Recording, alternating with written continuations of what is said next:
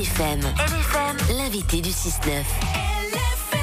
Printemps chargé dans le bourg d'Épesse avec Épesse en fête le week-end prochain, mais plus proche de nous, ce samedi, place au championnat du monde de Tracassais, 23e du nom. Bonjour Vincent Gué. Bonjour. Vous êtes le président de ce championnat bisannuel qui a rayonné jusqu'à la télé française. Alors petite question de vocabulaire, Tracassais, qu'est-ce que c'est ? Alors, Tracassais, d'abord, merci pour l'invitation.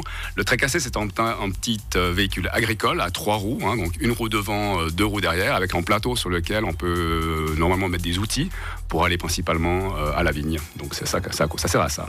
Et là, il est revisité pour les championnats du monde des Tracassais, donc les heureux conducteurs ou propriétaires de Tracassais, prennent le temps de les décorer à leur goût. Et c'est toujours une surprise pour nous parce qu'on ne sait jamais vraiment à quoi ça va ressembler avant le jour même. Et ce championnat est lié aux sociétés sportives de Lavaux, c'est ça ? C'est ça, le ski club d'Épesse principalement. Ouais, c'était repris par le ski club d'Épesse depuis 1984, donc ça fait déjà plusieurs années. Et avant, c'était les jeunesses.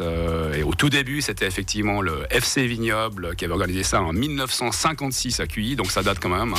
Il y a un peu d'histoire. Tout en sachant que les premiers Tracassais ont été produits en 1950. Donc très rapidement, ils se sont rendus compte qu'il y avait une autre utilisation possible que d'aller dans les vignes.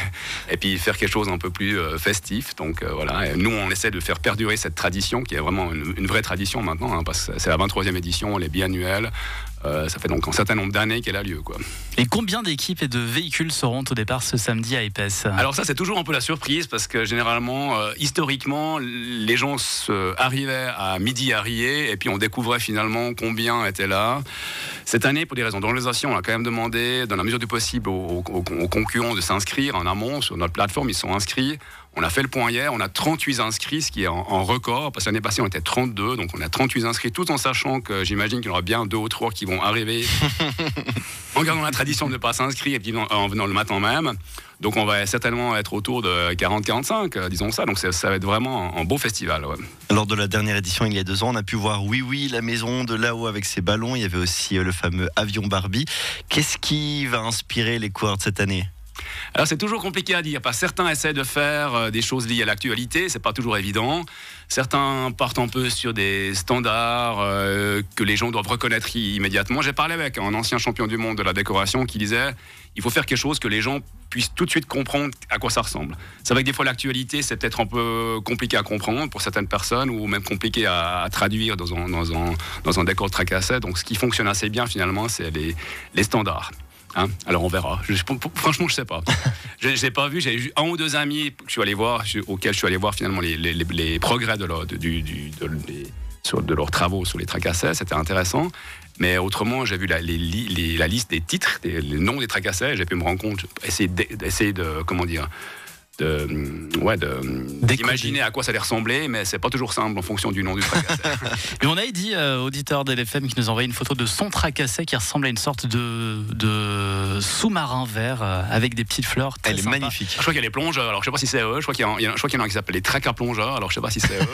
Bon, on le découvrira en tout cas ce samedi. Ouais. Quelles sont les règles de construction pour ces bolides ?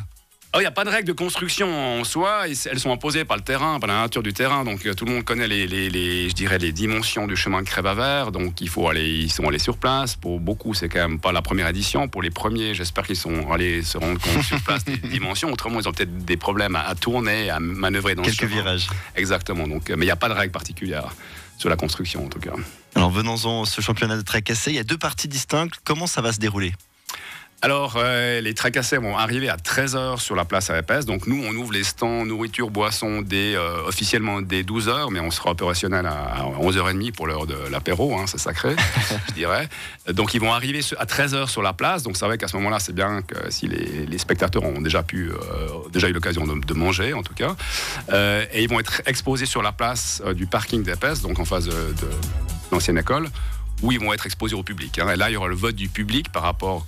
les spectateurs pourront commencer à voter pour leur Tracassais en utilisant des petits sarments de vigne qu'ils pourront avoir au niveau des bars.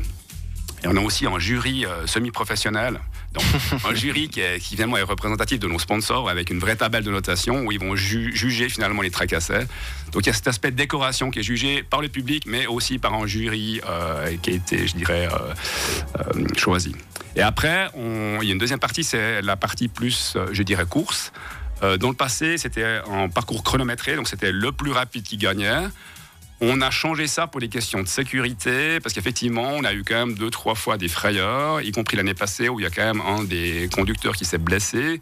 On a eu de la chance, lui un peu moins, il s'est quand même cassé la jambe, donc c'était pas non plus c'était quand même quelque chose d'important. Donc on a décidé de ralentir le parcours et on a mis un temps de référence. On est parti d'une course de vitesse à un concours d'agilité, où sur le parcours, les tracassés vont devoir s'arrêter. Pas forcément pour faire des figures avec leur véhicule, parce que c'est un peu compliqué, mais pour faire certaines activités qui va finalement encore plus leur permettre d'interagir avec le public, ce qui est une bonne chose. Et donc, ce sera finalement le vainqueur, ce sera celui qui sera le plus proche de ce temps de référence, avec des pénalités de temps, bonus ou malus, et pas celui qui va être le plus rapide. Donc, c'est clair que je comprends pour certains, c'est un peu de frustration, parce que certains aimaient la vitesse. Mais voilà, c'est une décision du comité qui était prise aussi avec les autorités de police pour s'assurer de la sécurité non seulement des conducteurs, mais aussi des spectateurs, parce que c'est vrai que des fois, on aimerait éviter un accident. C'est la priorité première, la sécurité. Mais c'est dans tous les cas très impressionnant de les voir passer dans les petites ruelles très très étroites d'Épesse. C'est ce samedi. Comment est-ce qu'on vient pour privilégier une arrivée à l'heure et sans bouchon? Alors idéalement en transport public, je dirais, parce que c'est assez simple. Alors pour ceux qui ont la capacité de marcher, ils peuvent descendre en train à la gare d'Épesse et monter, c'est 10-15 minutes, c'est un peu raide, mais c'est bien, comme ça vous arrivez en haut directement, vous pouvez prendre l'apéro. Autrement, il y a les gares de Cuy, de Chèvres et de Pidou qui sont desservies par des navettes gratuites, plus ou moins toutes les 20 minutes, dès 12 heures.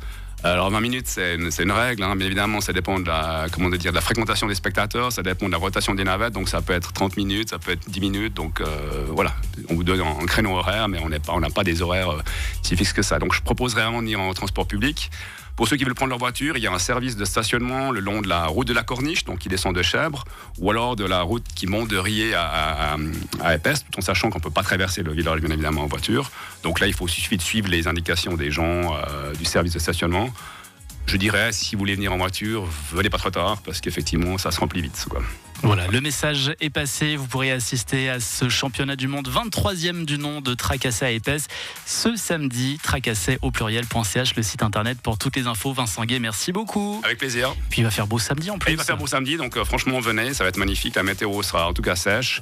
Peut-être un peu... non, ça monte à 17, donc je crois que ça va être agréable. C'est déjà 10 degrés de plus qu'aujourd'hui. Donc on sentira toute sa différence en tout cas. Le rendez-vous est pris. Très belle journée et bon week-end.